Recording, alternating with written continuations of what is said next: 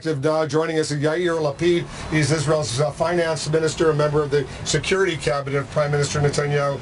Minister Lipid, thanks very much for joining us. Good evening. I want to get your immediate reaction. We heard Dr. Barghouti say the Hamas and the Palestinian Authority, they are on the same page. They want an immediate humanitarian 5-day ceasefire, but Israel refuses to do so. That's their claim. You say?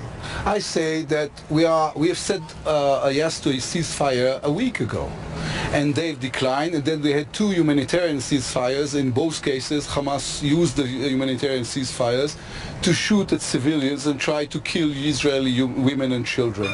So before we are talking about ceasefire, we should talk about the fact that how can we stop the Hamas from killing not only our children and not only our people, but also their people, because they are in charge of what is happening right now in Gaza. So is it true, though, that they're ready to accept 5-day humanitarian ceasefire, but Israel is not? No, what they're saying is that they didn't say they are accepting it, just said Israel is not accepting it. Is Israel accepting it? Israel is going to talk about it with all proper authorities, with the United Nations, with the UN, but first and foremost, Hamas cannot expect us to stand still while they're shooting at us, while they're trying to take the tunnels, the terror tunnels, underneath houses of civilians, trying to kill and kidnap Israeli citizens.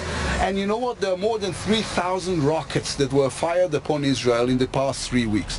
What other country in the world will stand for this? Of course, we cannot say, okay, and whenever they want to plug it in, they want to plug it out on their own timing. Now they want 5 days to rearrange their army to make sure that they have ability to fire at us again. Then this is not a humanitarian ceasefire. This is them trying to sabotage the whole process. We said yes to the Egyptian offer a week ago or 10 days ago, and they've declined. So they have to answer the questions. So this most recent incident today, this UN school, this shelter, are you familiar with it? Because I spoke to Lieutenant Colonel Peter Lerner, the spokesman for the IDF. He says they're investigating the Israeli military. It's an awful incident. A lot of civilians killed. They were seeking refuge there.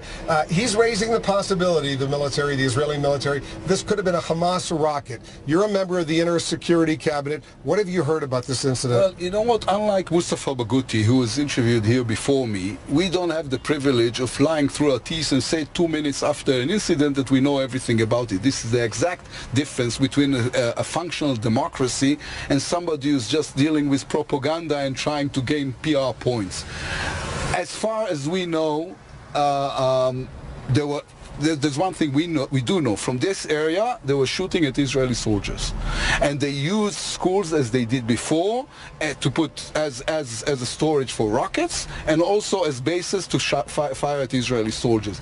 The General Secretary of the UN was the one. He's not an Israeli. He said when Hamas is using schools as a storage for rockets and firing at soldiers from schools, then he's the one to be blamed for all the killings that happens as circumstances of this. So you're investigating it? Yes, of course we're investigating as every proper democracy would under the circumstances. You're the finance minister. I read in one of the Israeli newspapers today that Israel has lost about $200 million over the past few weeks because of lack of tourism, that 36-hour ban on U.S. flights coming in and out of Israel. How much of an economic setback has this been for Israel? Well, we are a strong economy. We have sustained successes in the past few years. We can stand this, and we can stand even a much longer operation. You welcome the decision by the U.S. Federal Aviation Administration to reinstate flights to Israel. That was a major setback for Israel. It was, and it was wrong. It was a win for Hamas, right? Listen, LAX is 10 times more dangerous than the Israeli Ben Gurion airport. How can you say that? Because the traffic there is so big comparing to us. But there are no rockets flying around LAX. There are no rockets flying around the Ben Gurion airport. There wasn't one landed. There was one landed more than a mile away. Listen, the minute we presented the FAA with the details and the facts of the matter, they say, okay, you can go back and flying there. It's totally safe to fly to Israel, and I recommend it, by the way, to everyone who wants to come in. But you know, the State Department issued a travel advisory saying that all non-essential trips to Israel and the West Bank, for that matter, should be avoided right now.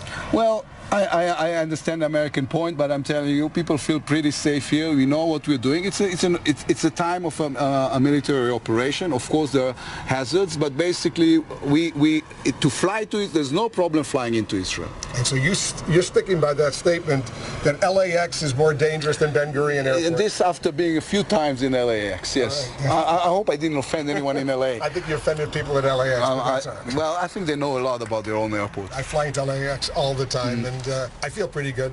But you should feel also pretty good when you fly over here. All right, Minister Lapid, thanks so much for joining us. Thank you. Thank you very much.